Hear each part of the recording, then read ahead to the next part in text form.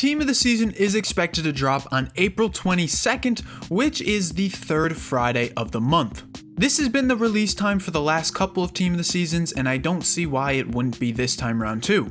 And at least for me, this is easily the biggest promo that we get in FIFA because of the revamped rewards. It literally brings trading, the market, everything in this game back to life, and I expect the same thing to happen this time too. So let's talk investments, because I know a lot of people are already asking what to do with their meta cards. Should they pick up meta cards? Do not touch any of them. Trust me, meta cards tend to die out a lot, and it's really a tough time heading into Team of the Season for the market. However, Team of the Season is also one of the greatest times for fodder investments. Of course, good old fodder, because we get just a ton of content all around. As you can see here, these were the SBCs that we got during Team of the Season as far as players and upgrades go, and you can see it's quite a long list, which means fodder is going to easily be required. So if we go ahead and head on to Footbin here, we can just go and take a look and see what cards are the lowest. And of course, you guys can always go into our good old 83s. Some of my favorite ones are like Joel Matip. I like Gabriel Jesus. Some of these cards with better links, of course, I like to go with the defenders, but it is really up to you.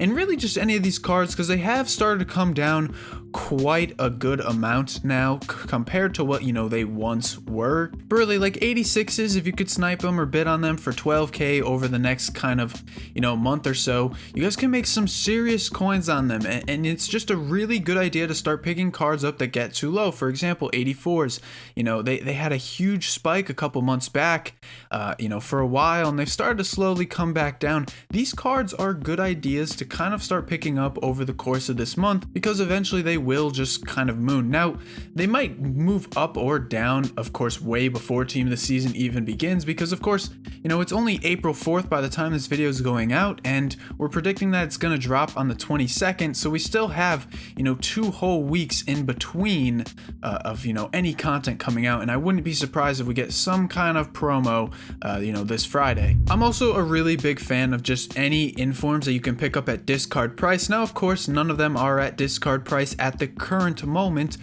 but like I said, we still have a big gap in between, so if you guys can go ahead and pick up some of these cards at discard price, literally any of the informs will work. Just trust me, even if it's just club stocking where you store one in your club and just leave it there and then sell, of course, when the time comes, you guys can make some serious coins because informs are always going to be required for Team of the Season and stuff like that. Now, some cards that you guys should avoid ahead of Team of the Season, really any meta cards, especially really big ones that people are still using, because what tends to happen is people kind of like to liquidate before Team of the Season begins. There's not much buying because a lot of people are waiting, so cards tend to kind of go down. Gold cards, I would not touch any of these until we're about halfway through the Team of the Season promo. Historically, these cards do very poor. And icons, because when Team of the Season does come out, we tend to see a ton of cards come onto the market that are super good and are Team of the Year level quality every week.